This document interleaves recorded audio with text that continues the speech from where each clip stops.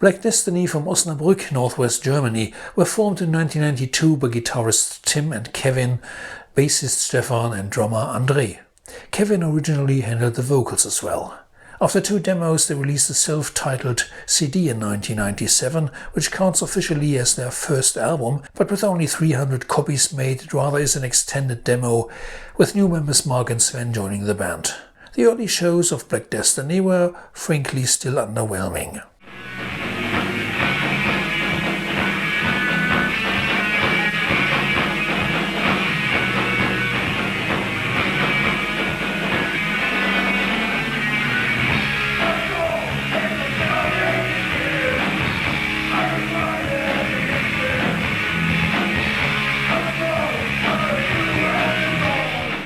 Most of all, they needed a frontman with a wider range capable of also doing melodic stuff, and they were lucky to find one. According to an interview in That's Metal magazine, bass player Mark met Michael Seifert, formerly in a local band named Hijacker, and the two decided to start a new band together called Xiron. Yet Michael would simultaneously join Mark's old project Black Destiny too, continuing with both bands, who meanwhile also shared the same drummer.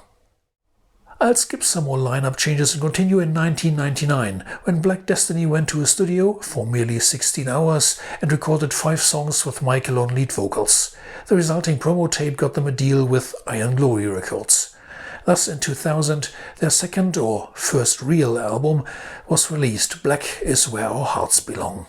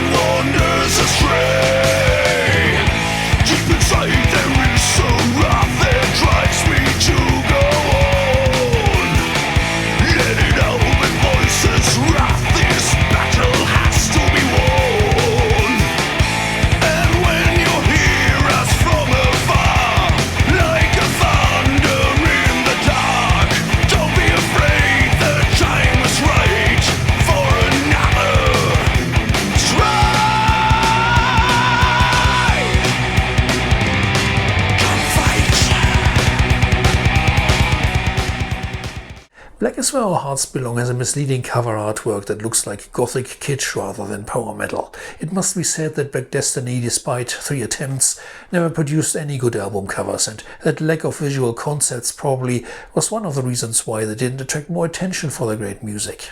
Metalhead's magazine described Black Destiny as technically skilled power metal, more in the American style of Omen and Hellstar than the typical German power metal. Personally, they reminded me more of Iced Earth, which also the advertising campaign for the album pointed out. Snake Pit magazine printed a friendly review saying Black Destiny's album stands on the same level as the above-average releases of label mates such as Dark at Dawn or Distillery. With bands like these, there obviously was a small new wave of German power metal for people who had enough of the alternative 90s. The critic from Legacy magazine was not so kind, calling some songs unnecessarily long and telling the band to get to the point with their songwriting. Admittedly, there was still room for improvement. Iron Glory Records had also signed Xiron and published their debut album Turn to Stone in 2001. However, keeping both bands going put Michael in a tight spot when he got an offer in 2002 to join Rebellion, the band started by Uwe Lulis and Tommy Göttlich of Gravedigger. An album advertised as ex-Gravedigger offered much more possibilities for CD sales and gigs to play, so Michael picked up the offer. He dropped out of Xiron, but for time being still continued with Black Destiny. In 2004, their third album in neo-noir appeared, only as a self-produced disc with 500 copies after the deal with Iron Glory ended. Can you hear the shadows whispering your name?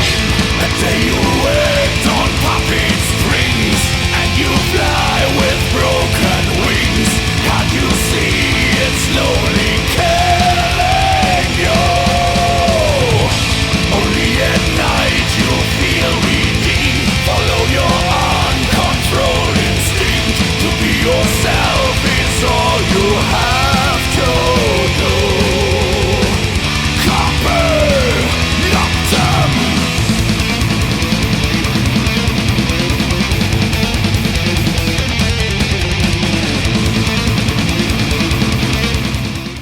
And Neo-Noir is an awesome album, developing everything from the predecessor a big step further: melodies, structures, vocal lines, production. And almost nobody knows it. I'm going to play another one from that album.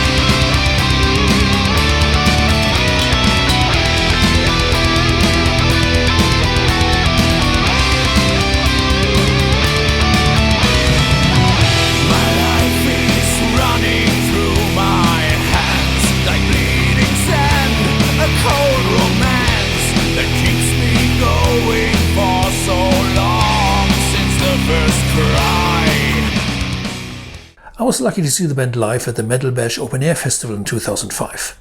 After some trouble on the road, they arrived at the last minute on the festival ground, rushed on the stage and delivered a great gig with songs like Carpe Noctem, Call of My Destiny and The Crimson Element.